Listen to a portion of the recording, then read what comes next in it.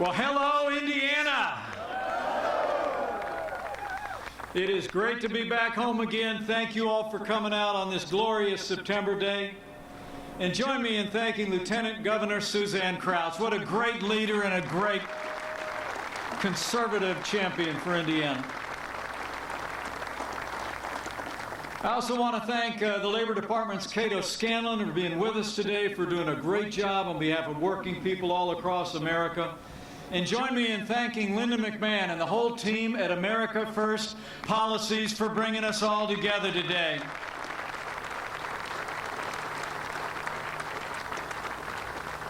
And I always wait to announce the highest ranking official last. So join me in welcoming my mom, Nancy Pence Fritsch, who actually is here from our hometown in Columbus. Love you, Mom.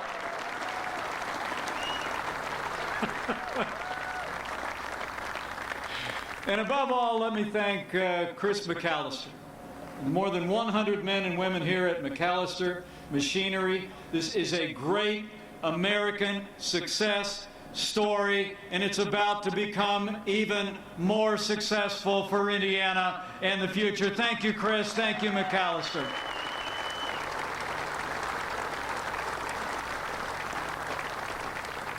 And as I get started, allow me to bring greetings from a friend of mine.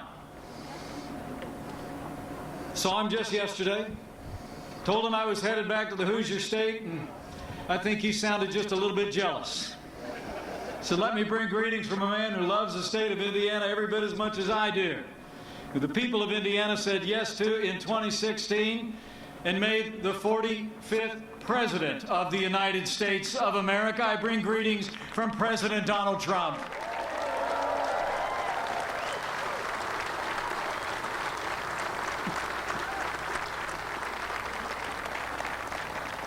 And please be seated. It's great to be with you all. Thanks for coming out in the sunshine.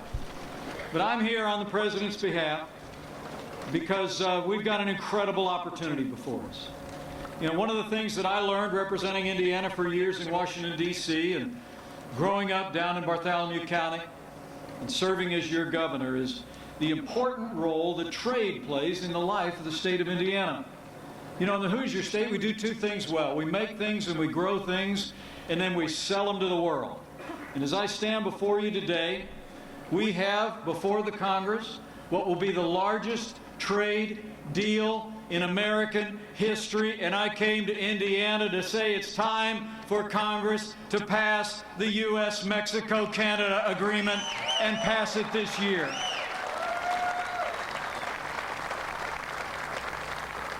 So we're going to talk about trade today. We're going to talk about a great opportunity for Hoosier workers and Hoosier businesses.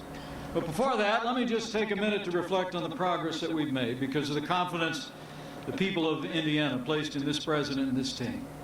Now, just a better part of 3 years ago. It's amazing for me to think all that time's already passed. But I got to tell you, when I think of the last 2.5 years, I think there's only one way you can describe it, my fellow Hoosiers. I think it's been 2.5 years of action. It's been 2.5 years of results. It's been 2.5 years of promises made and promises kept. And we're just getting started, Indiana. It's really why I'm here today. And the truth is, while we're watching our nation's capital even today, we see many Democrats who spent the last 2.5 years on baseless accusations. And they keep trying to overturn the will of the American people in the last presidential election. I'm here to make you a promise. Whatever the Democrats and their allies want to spend their time on, President Donald Trump and I are going to stay focused on the issues that matter most to you. A strong national defense, secure borders, safe streets, and jobs, jobs, jobs. And that's exactly what we've been doing. I mean, if you think about the last 2.5 years, it's really remarkable. And this president promised to revive the American economy, and right out of the gate, we went to work with strong conservative voices representing Indiana on Capitol Hill. In our first 2 years, this president signed the largest tax cuts and tax reform in American history. We signed more bills cutting federal red tape than any administration in American history, and we've unleashed American energy. And this year, America is the leading producer of oil and natural gas on Earth. In fact, I don't know if you heard this, next year, for the first time in 75 years, America will be a net exporter of energy to the world. We are on the road to energy independence, America. And in addition to tax cuts and rolling back regulation and unleashing American energy, this president also promised to stand for free and fair and reciprocal trade that puts American jobs and American workers first. And we've been doing that since day one. The results of all of that have really been remarkable. As I stand before you today in this September of 2019, since Election Day 2016, businesses just like this one, businesses large and small across America, have created 6.3 million new jobs, including 79,000 jobs right here in the Hoosier State. Unemployment has hit a 50-year low, and unemployment here in the state of Indiana is even lower, at 3.4%. Nationwide, we have the lowest unemployment numbers ever recorded for African Americans and Hispanic Americans. And the most exciting thing to the President and me is to see that the American dream is working again for every American. This economy's booming and working for everybody.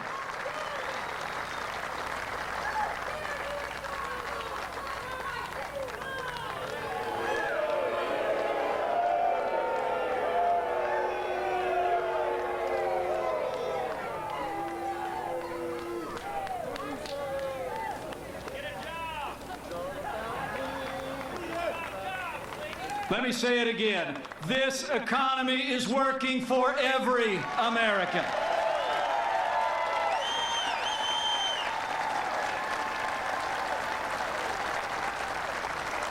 It's true.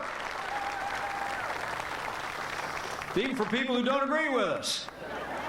It's still working. It's incredible. And you know, for proof of that, you don't have to look any further than manufacturing. And you know, manufacturing has made an incredible comeback in the last 2.5 years, which is a real contrast from the last administration. I mean, I remember in the summer of 2016, the last president, who had overseen the loss of 200,000 manufacturing jobs in this country, and said we basically were never going to get them back. You remember that? That's right. The magic wand. I mean, the last president actually asked the question, he said, what magic wand do you have to bring back manufacturing jobs? Well, you all know we didn't need a magic wand. We just needed President Donald Trump in the White House. In fact, after the last administration lost 200,000 manufacturing jobs, now there are more manufacturing job openings than at any time in the last decade. And in 2018, we saw the highest optimism ever among manufacturers all across this country. And instead of losing 200,000 manufacturing jobs, 500,000 manufacturing jobs have come roaring back across Indiana and across America. In fact, 17,000 manufacturing jobs have come right here to the Hoosier State. And for working men and women gathered here and looking on, you know, it's not just been about more jobs. It's been about better jobs. I mean, since President Trump took office, the average American household has seen the disposable income go up by $5,000 a year. And wages are rising at the fastest pace that they have in more than a decade. And I think what's most exciting to the President and me, wages are rising most rapidly among blue-collar, working-class Americans. The forgotten men and women of America are forgotten no more. And these results didn't just happen.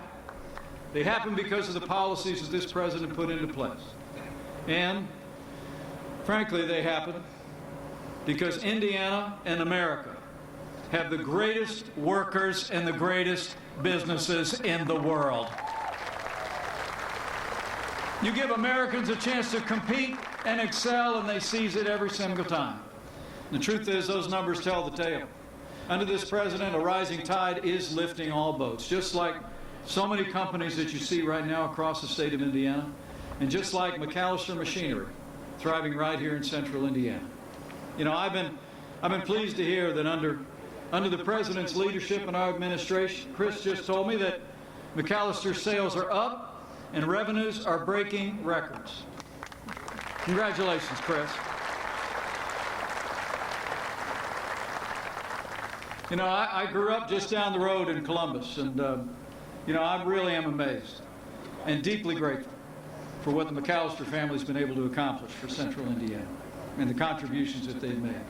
This company is a great American success story, and it's a story about the success of the American dream.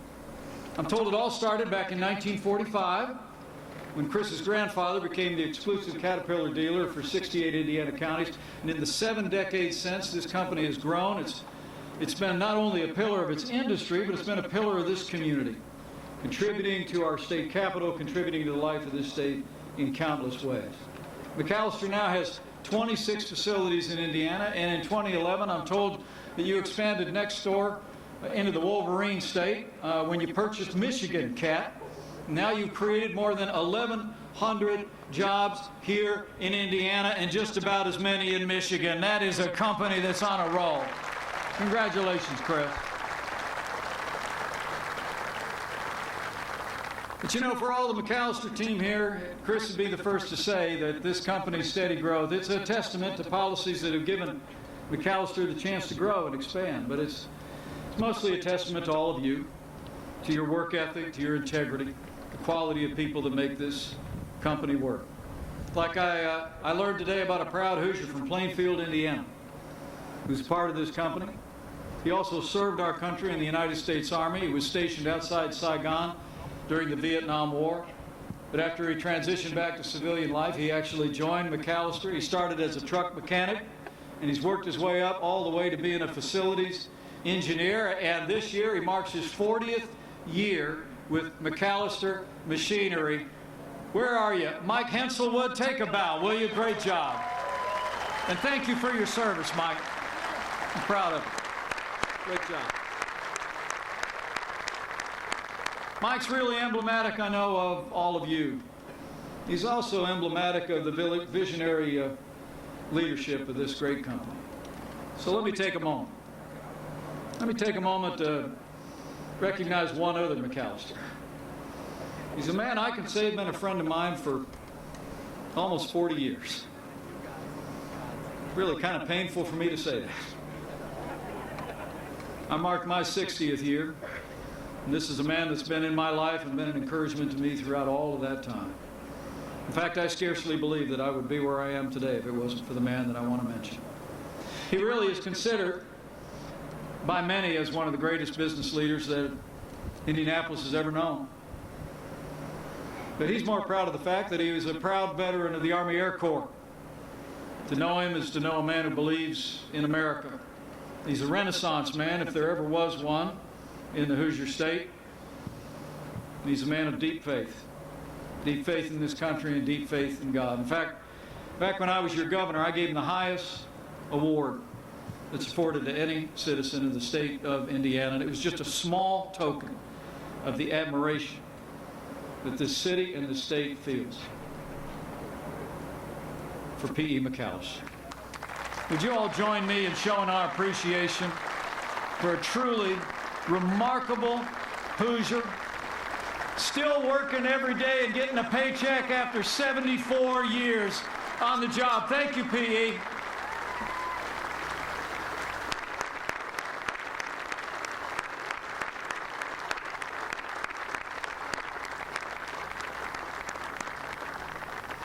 Truly amazing America, and a great friend. But you know, I know that Pete'd be the first one to say that Mike and the others that are here gathered with us today are really the reason that this company works. And I know he'd be especially proud as a veteran of our armed forces to point out that Mike isn't the only one in this company that's wearing the uniform of the United States. In fact, I'm told that there are veterans here today serving at McAllister Machinery who served in all the branches of our armed forces. So if you're able, if you're a veteran of our armed forces today or in active duty, would you just mind standing up? Stand up and let us thank you one more time for all you've done for our country and our freedom. Thank you. Thank you. Thank you. Thank you for your service. You know, Hoosiers like Mike and P and all these veterans that we just saw and all the team here show that McAllister Machinery is a great company. This is a great state. And frankly, we just have the best people in the world. And I believe, as President Trump does, that as long as we have a level playing field, American workers can compete and win with any workers and any businesses in the world. And that's why we've been fighting for that. That's why since the first day of this administration, President Trump and I have been working to hold our trading partners accountable, to open up foreign markets across the globe, to level the playing field. What the President likes to say is for free, fair, and reciprocal trade. That reciprocal word is one that he uses most often. And it basically says if you're going to have access to the freest and most prosperous nation in the history of the world, we'd like the same access to your economy and to your consumers. We've been busy from the first days of this administration. President Trump renegotiated our trade agreement with South Korea. Just yesterday in New York City at the UN, the President announced another trade agreement, this time with Japan, that's going to open up their market to $7 billion more in American agriculture. That's a win for Indiana, and it's a win for America. And after years of massive trade deficits and intellectual property theft, President Donald Trump put China on notice that the era of economic surrender is over. We're standing strong. But what brings me here today, as I said at the start, is that this president also drove a hard bargain. And he negotiated what would be the largest trade deal in American history. We call it the USMCA, the United States-Mexico-Canada Agreement. And I came home to ask my fellow Hoosiers for your help in getting this thing done, getting it done this year. And it's going to make a huge difference. I mean, according to the International Trade Commission, the USMCA will add more than $68 billion to our economy. And it's projected to add more than 175,000 jobs just in the early going once it passes, including we're projecting about 50,000 more manufacturing jobs. And again, we're not just creating more jobs, but better jobs. The International Trade Commission tells us that under the USMCA, American manufacturing workers are going to get another raise on top of the raise they've already received at record levels under President Trump. The USMCA is a win for working Americans. And it's no real surprise if you think about it.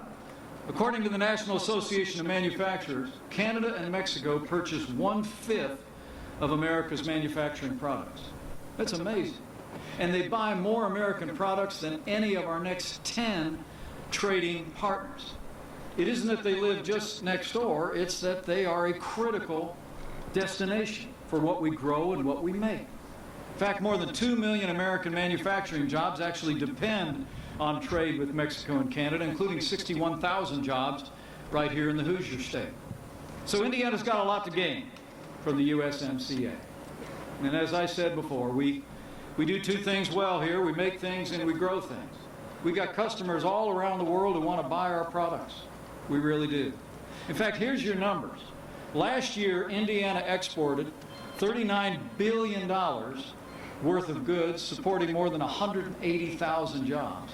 And that includes $10 billion in exports just from the Indianapolis area alone. And I'm proud to say that Indiana is number 12 in the nation in exports overall. And our exports are growing fast in this state.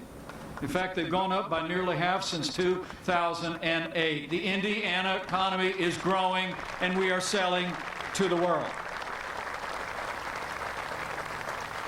But here's the hook. Here's the hook. Nearly half of the exports from the state of Indiana go to Canada and Mexico. That's what makes this agreement so important, and it's really why I came home to talk about it. In fact, a quarter of all Indiana's manufacturing companies sell to Canada and Mexico what they make. I mean, we're not just the heart of the heartland. We're not just the crossroads of America. We are situated between Canada and Mexico on major transportation arteries that Indiana businesses have taken tremendous advantage of over the years. And so for Indiana, for the manufacturing industry, and for America, we've got to get the USMCA done, and we've got to get it done this year.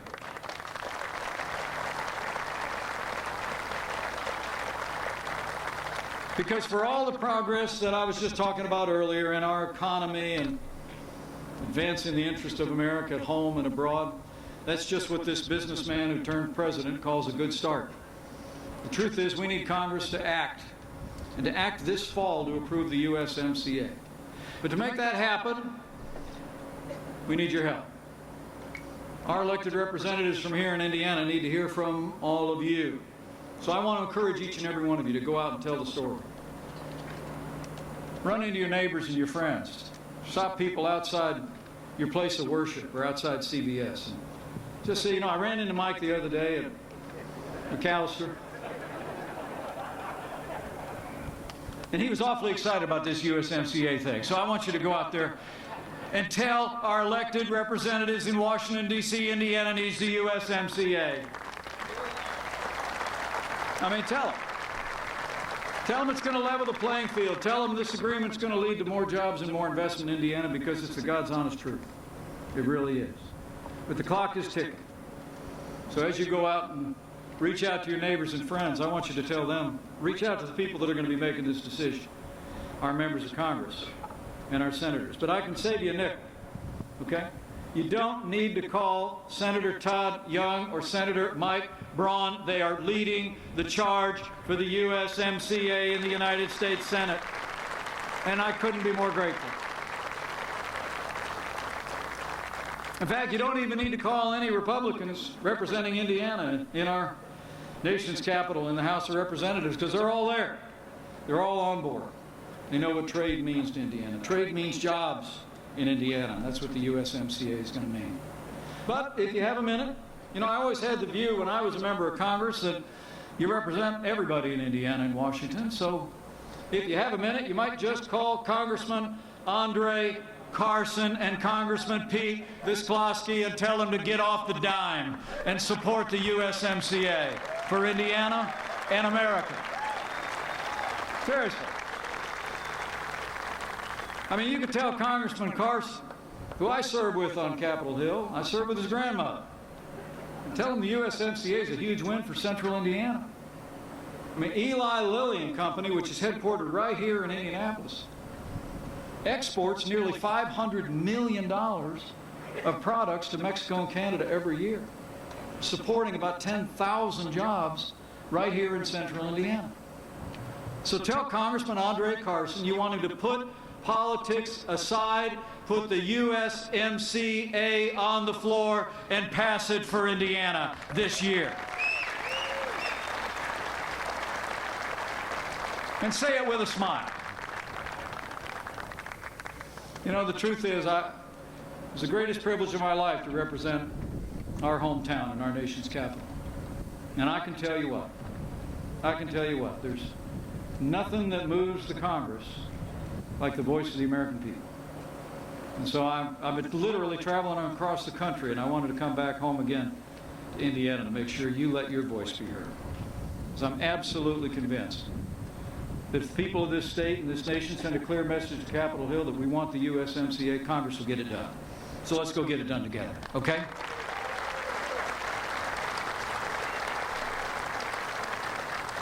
So thanks for coming out today to see me and my mom on this beautiful day. I want to thank McAllister Machinery again for your hospitality and for slowing down your day to make us feel so welcome. Thank you, Chris. I'm looking forward to saying hi to as many of you as time permits before I slip away. But, you know, being back home in Indiana is very special. My wife Karen is off helping raise some money for Riley Children's Hospital right now. I couldn't be more proud of her. Couldn't be more proud. And I've got a busy couple of days ahead of me before we go back to our nation's capital. But, you know, anytime I'm back in Indiana, I just have a heart filled with gratitude. You know, every opportunity I've ever had to serve this nation, whether it be in our nation's capital or in our state house, is because of the confidence, the support, and the prayers of the people of Indiana. So let me just say to my fellow Hoosiers, thank you for the privilege of being your Vice President. It is the greatest honor in my life. And I will always be grateful to the people of Indiana for the privilege to serve.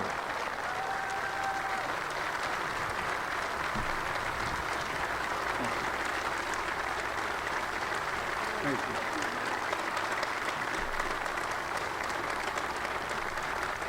Thank you. Thank you for that. You know, these are challenging times in the life of our nation.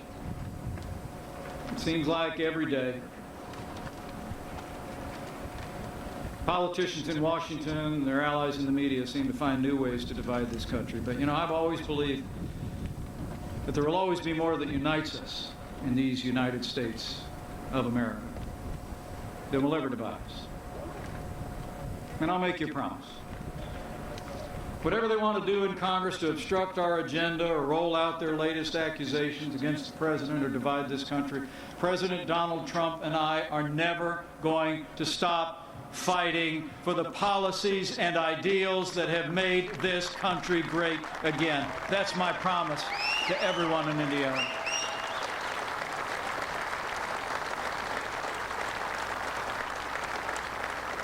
And I know with your continued support and prayers, with the strong support of Indiana's delegation in the Congress of the United States, with the USMCA on the President's desk and signed, we're going to make this state and nation more prosperous than you can possibly imagine.